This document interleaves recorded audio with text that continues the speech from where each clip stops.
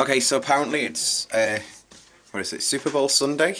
So, this week, I've got the telly on, which is on sports, and it is incredibly rare for me to have sports on the telly. But I'm actually not spending my night in front of the telly. I'm doing something a little bit different, and I think you guys will probably not enjoy it that much. I'm cooking. Yeah, just do the thing with the titles.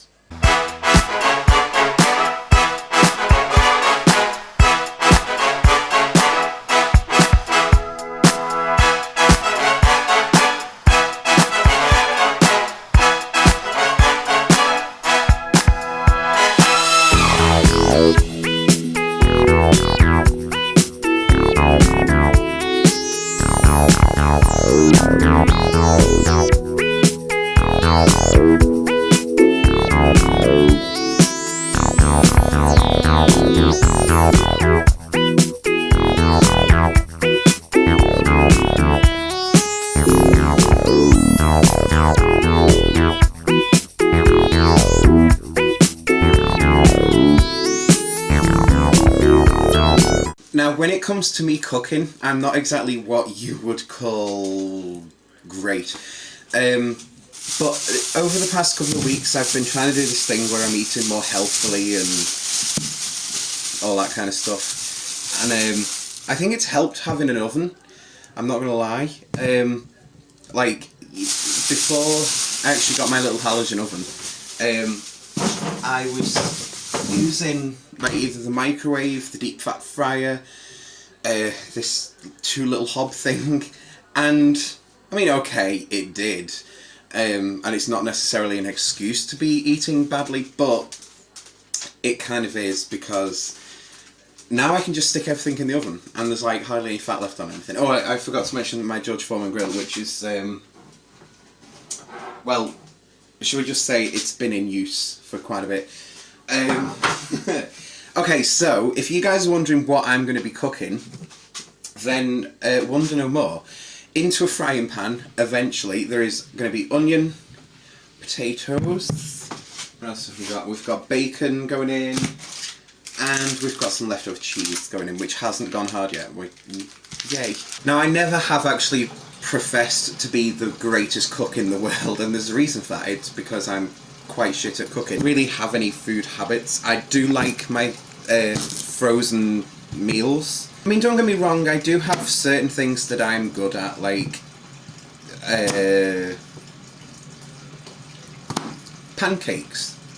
My pancakes do actually have a bit of a reputation for being quite good. Like, I have literally had it in the past where I've texted one of my friends and said I'm doing some pancakes, and they've just been like, oh, hold the fuck up, I'm on my way. So if you're wondering what I'm doing at the moment, I'm cutting up the potatoes, and by the way, I will tell you about something.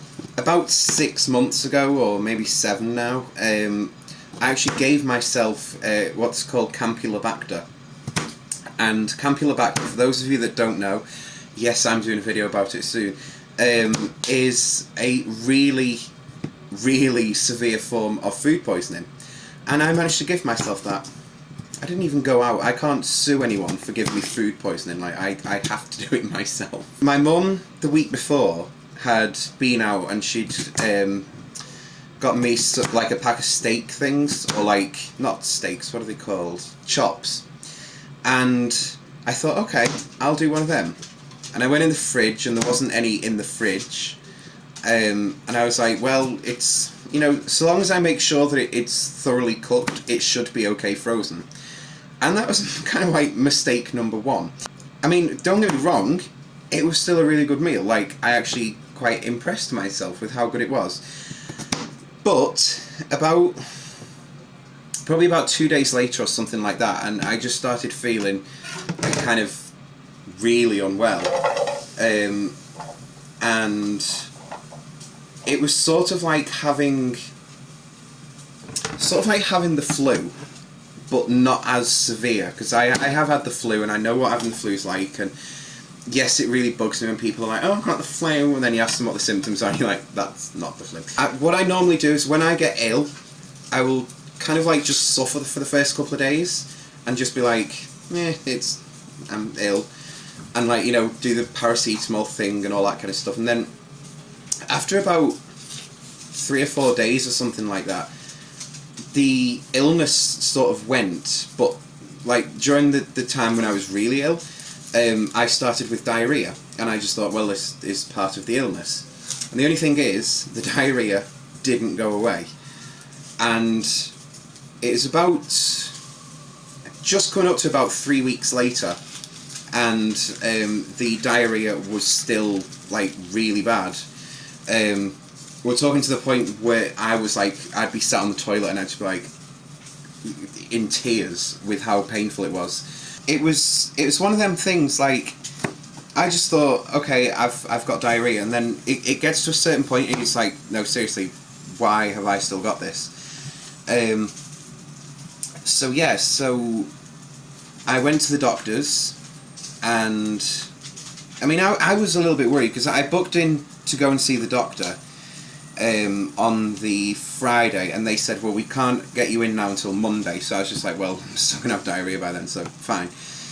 And yeah, I booked in to go and see the doctor, and over the course of that weekend, I actually Googled like some of the symptoms that I was having, like the severe diarrhea, and how like sometimes there would be blood in it and all that kind of stuff. And I actually found a page which was about bowel cancer, and I thought, oh, this really isn't good. So I fully researched it, and I didn't do it to purposely scare myself, but obviously you get in the thing of, you could actually have cancer here. Like, I remember there was a checklist on the page that just, it was listing all these symptoms for bowel cancer, and I was like, actually, I've got every single one of them. Like, this is not looking good. Yeah, like, I remember sitting down talking to the doctor about it, and I'm cutting the onions, by the way, so if I start crying, you know why. Yeah, so I was talking to the doctor, and I explained to him, you know, like, the symptoms, and I did say, I have looked up bowel cancer, and I think that's what it could be. So he said that he wanted a stool sample to be sent off. He didn't outrule that it could be bowel cancer, which is quite frightening when your own doctor is thinking this could be, you know, the C word. So I was a couple of days late in giving my sample, shall we say. For some reason, my bumhole got shy, and trying to give a stool sample is just the worst thing that any man can ever go through. It's horrible. Anyway, so I gave him the sample, and a couple of days later I got a phone call back to say it's kind of good news, but it's really not. It's Campylobacter. And I was kind of as confused as you guys are with me talking about this, and just being like, what the hell is Campylobacter? Like, why do I need to know or care about that? But it's this really severe form of food poisoning. And it's one that I will not be wanting to repeat, because I kind of suffered with Campylobacter for the best part of, I would say, about 5 months. There is no cure for it, there is no medication they can give you to ease the symptoms. It's kind of one of them, you've just got to go through it. So yeah, that was my adventure with Campylobacter. Okay, so to give you guys an update on the food, there is the potatoes and onions. They're just sizzling away, which they can do for a little bit. I'm having to get out the kitchen. That's a halogen oven, by the way. I'm having to get out the kitchen for a little bit because my eyes are literally, like, I didn't think I'd get so emotionally attached to an onion, but I am literally in tears about this. Also, on the NFL, they are coming out, I presume. I don't really have much of a clue as to what is really going on with this. I'm just not that good with sports, like, ever, or at all. But yeah, so that's kind of like my adventure with food poisoning and cooking and all that kind of stuff, and you kind of gather why I don't really do it much. If you're wondering why I've got the oven on and there is absolutely nothing in it, well, worry ye not, because this actually gives off quite a bit of heat. so I'm just enjoying the warmth of it. But that's it for now, so thank you for watching, and I'll see you guys next week with a new couch.